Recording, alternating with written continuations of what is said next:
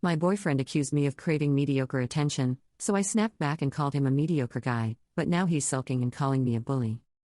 My boyfriend, Sam, 35 meters, and I, 35 feet, have known each other for 10 years and dated for 2. He knows how much I like writing books. I self-published a kid's book last month, and he's been really quiet about it. This past weekend at my family cookout, my father mentioned the book and how proud he is of me, but Sam walked inside, saying he was grabbing our drinks. At the end of the day, my parents offered me some money to go to a book convention, and Sam audibly scoffed. On the way home, I asked what his deal was, and he said that his job, he's a back-end software engineer, will provide for us, and he will let me have my fun as a creator for now, but I eventually have to grow up. I laughed because I assumed he was joking. He, of course, was upset and told me my meaningless book was objectively illustrated poetry. I shut down, and he then was upset I was acting mad, so I changed the subject. He continued to make my book a topic by jokingly saying my glorified illustrated poetry shows my middle child syndrome or that I must crave mediocre attention from people. I shrugged and replied, "Hey, if you think you're mediocre, okay." He texted me the next morning, saying I tore him down and was being a bully, and he was kidding with me, and he hasn't at all responded to me since. I'm away on a planned work trip, and now I'm overthinking it maybe. What do you guys think? Update 1. What a time to be alive. I broke up with Sam a few hours ago. Boy howdy. He had ignored me for a full day, and I hadn't reached out to him because I was honestly fed up with his attitude. We've been together for 2 years, and I never have seen him act this way. I flip-flopped between maybe he was having a bad day or something was going on, and he transferred his negative energy onto my book, but no, he's just a soggy, moldy baby carrot that didn't think I had dreams of my own, or I would throw it away for him. Our mutual friends have told me that he had basically told them that I rubbed my success in his face and made him feel like a simp just following his girlfriend around being ignored when he has a successful business and has the higher paying job. He texted the day after his silent treatment that my not reaching out to him was a sign that I don't love him, and went on to say that I love my book more than I love him because I neglected him while working on it, and then I didn't praise him at the party as my biggest supporter.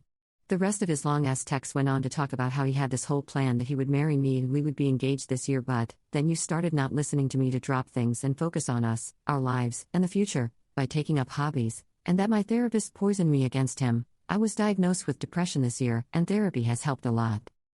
It hurt because I felt immediately like all I do is just rubbish to him. How the hell can you say that? I loved him so much because he was someone I thought I would be with forever. Guess not. I got angry and was texting him to ask, "What makes you think I don't love you? I'd do anything for you." And just as I hit send, his new message popped up and it said, "You wrote your book and you got your party. I assume now that I can finally have my girlfriend back, we can have a talk. I don't think you understand how I want our marriage to be, so I want to make things clear." But then he responded to my message, "Are you kidding me? If you're not going to prioritize me over a book no one but you cares about, why am I even staying with you? I can go find a woman who supports her man and wants his career and dreams to be successful." So I said, "All right, go find her. We clearly don't work. Best of luck." Him, "Wait, are you breaking up with me?" Me, "What do you want me to do? You've made it clear I am not what you want anymore." Him, "You can't just break up with me." Me, "Bish, please." Him, "You can't just make that decision for me. You can't break us up like this. It's been 2 years. Me, 2 years in which one thing I wanted to do, one thing I was proud to have done, and you needed to poop on it. You've been so sour about it, and I don't get it. So get your better woman." Him, "But you can't just break up with me. We have to talk." He called, and I declined. He shows up at my door, and the second I opened it, trying to push in, but I hadn't let the chain lock on. He was screaming at me. He said I can't break up with him. It's been 2 years. How do I think it will go for me to try dating again after passing the expiration date for children? That's when I asked him to leave, or I would call the police. And he said he will never forgive me for this book as it's ruined me as a person, and for some reason I said, "Time to take your mediocre stick out of your mediocre ass and be on your mediocre way." And called my parents to tell them what happened. My mom is over now plying me with a mixed drink, and she's been making fun of the repeated "you can't break up with me" line as he said many times in text and a bunch in person. She said she was proud because I am usually quite passive, and she didn't like him bulldozing over me, and when I asked her what she meant, she brought up a lot of things I never really thought about. Sam would shoot me down a lot, and I honestly thought I was compromising for our relationship, but it seemed to some that I was just letting him speak for me a lot. 2 years. It feels like a blip in a lifetime at the same time. It's hitting me that it's over, and my mom is staying over with me. But I have many what the fricks to deal with, just not tonight. Update 2. Holy hell, this blew up. Mom was right, I don't miss him, but the version of him I thought he was. And so I choose to look forward. Mom made breakfast this morning, and we were eating when there was a knock at the door. My mom held a hand up to halt me and got up herself to go to the door and ask who it was.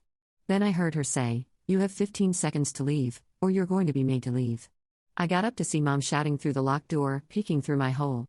There was someone on the other side talking back to her, but she just kept steadily counting down. By the time she got to 6, she had put her shoes on and was holding my broom. I'm not stupid, I knew it was him even then, but then my phone went off, and I didn't reply. It was him again. He left flowers and an apology card, along with a stuffed owl bear. Mom asked me if I wanted to read the card, and I said I did.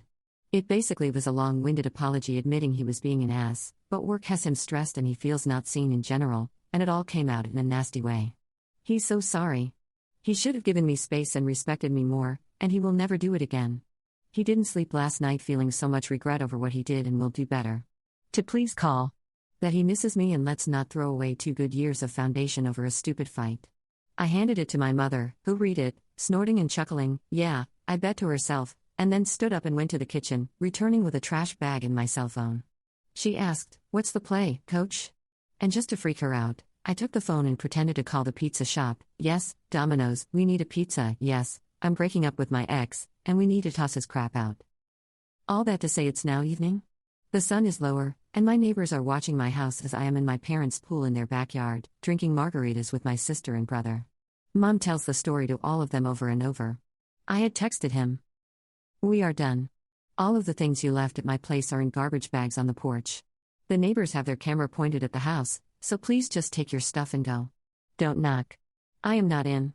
If it's all there on Monday, it goes with the rest of the garbage to the curb." He replied, asking if I'm not home. Where was I? But I won't be giving energy to this. I will spend the weekend with my family, and I feel so lucky to have them. I've decided that I will go for another book.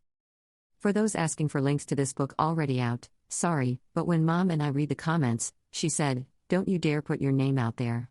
They all seem lovely, but you don't know what others will do, and I feel like if I did, it would be like opening the door like I did last night." You were right, that was dangerous. But if you are looking to do something nice, I would be absolutely overjoyed if you did one or both of 2 things. 1. Love yourself and truly know you deserve love and nothing less, and 2. Buy books from a locally owned bookstore or buy art from the artist or commission an art piece, and so on. The art world is wonderful but also a struggle, and many aren't as lucky as I am to have a strong support system. So support yourself and your local artist.